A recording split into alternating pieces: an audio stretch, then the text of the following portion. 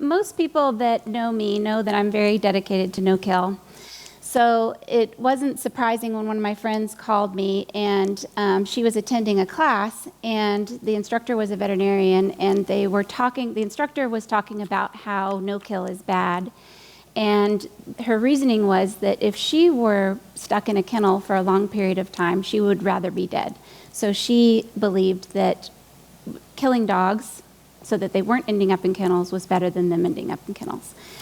And that obviously bothered me, even though I wasn't there. Bothered me because of a lot of reasons, but when I separate the emotion from the data and the evidence of what I've been trying to discover, and I think many people are, there's three things that I believe prove that that's wrong in my mind. One is I grew up in a military family, and my uncle was shot down over Vietnam and was missing for 20 years. And so growing up, we were part of the POW MIA Families League of Nations. And the overwhelming quality of the people, or of the thoughts of people coming back from being prisoners, was that they had hope. The whole time that they were in prison, they had hope that they would be able to come home and be part of their family again. The vast majority of them did not commit suicide when they were there. So that to me means that if a person actually was placed in that situation, where they would be in a cage for a long period of time with an undetermined outcome, that they wouldn't choose to be dead. So I don't believe what she said. The second thing is we don't know how animals feel or how they think. And even if we did, they're probably not all the same. So making a blanket statement doesn't make any sense. And three, we do know there is evidence in nature and science that the most important thing to an animal or to a living organism of any type is to live and to keep on living. So that they spend all of their effort trying to keep on living. And so those three things have been helpful to me as I think about that argument in particular. But also, when you take apart what she's saying, it doesn't make sense that we would go from the problem of being in a cage to the solution of being dead. There's a whole cascade of solutions between this problem and this solution that are just completely missed with that kind of thinking. And that's really my aha moment, is that I believe that there are millions of problems in animal welfare, and we have millions of opportunities to solve them. And we have the power to solve them. We as people have the power to solve every single problem that is in front of us if we just dedicate time and energy and thought to it.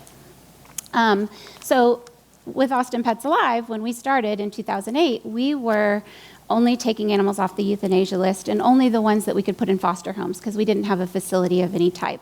So when we inherited the old city shelter, we all of a sudden had all these kennels, and we had already been saving every puppy, every small breed dog, and a lot of the large breed dogs that were on the euthanasia list. But when we got the building, we were able to start saving a lot of large breed dogs that weren't making it out previously through foster homes.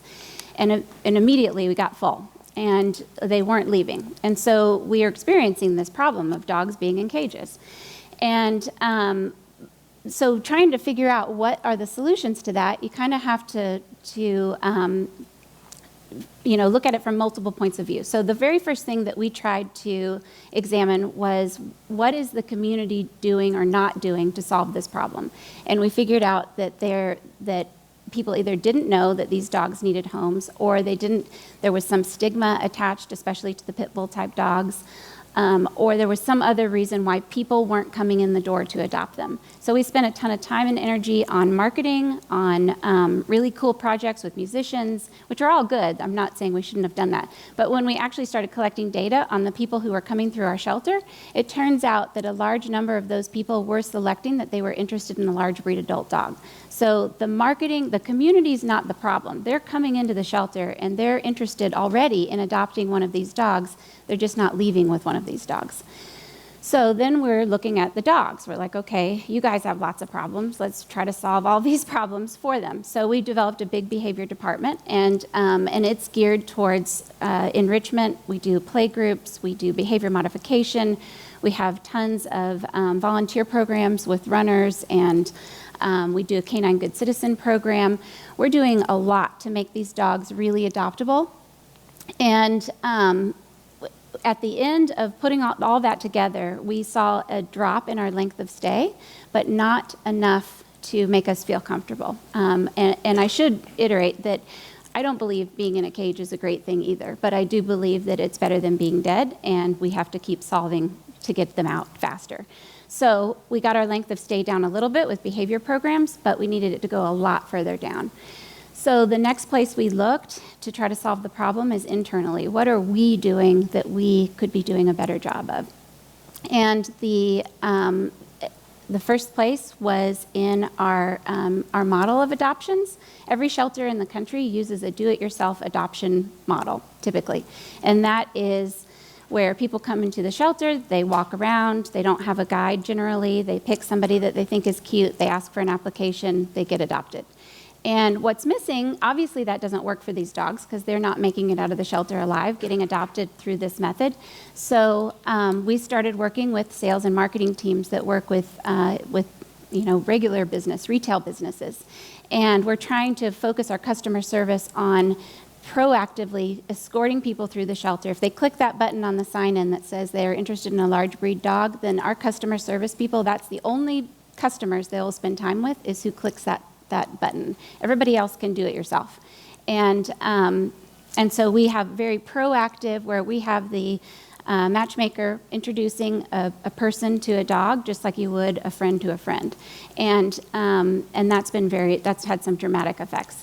We also looked at our adoption policies. I think it's kind of human nature to protect the animals that are in your care and do everything you can to prevent the worst from happening.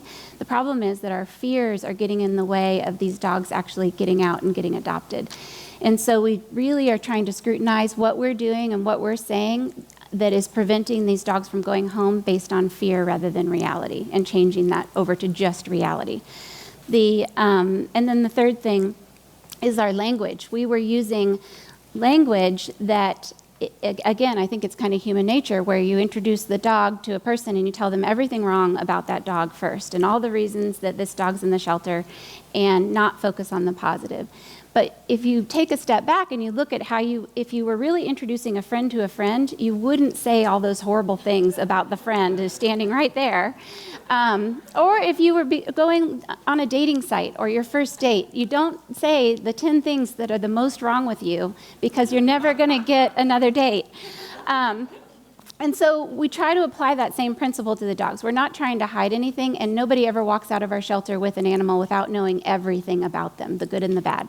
But that's not how you make the introduction. That's not how you make the connection. And so by proactively changing what we're doing, we saw the biggest drop in the length of stay. Interestingly, the dogs that are getting adopted right now, after we've made these changes, their length of stay is very high compared to the dogs that have been being adopted in the past. And that makes sense when you hear the other number.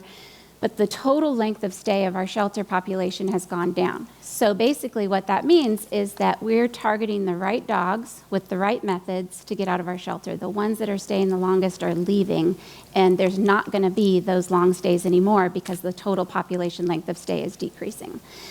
So that doesn't mean that we don't have a lot of work to do. We still have 45 dogs in our shelter of 162 kennels that have been there over 300 days, which is way too long. But we are proactively looking for ways that we can solve. There's still a lot more problems for these dogs and why they're not leaving that we still can solve. And if we just keep looking, we're not done.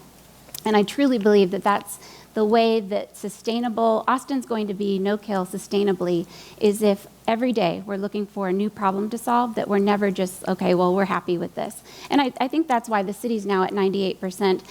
And the animals, Austin is very, very safe for animals now, but we still need to get them out of our shelters faster and into homes. I'll leave you with 3 pieces of advice based on this. And one is to question everything you hear, no matter how important or authoritative the person is that you're hearing it from.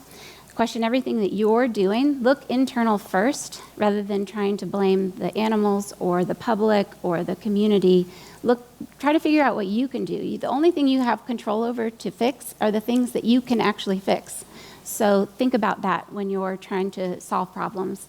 And then the third is that you have to measure what you care about. And if you don't measure what you care about in meaningful ways, you're not going to be able to get from step A to step B. So that's it.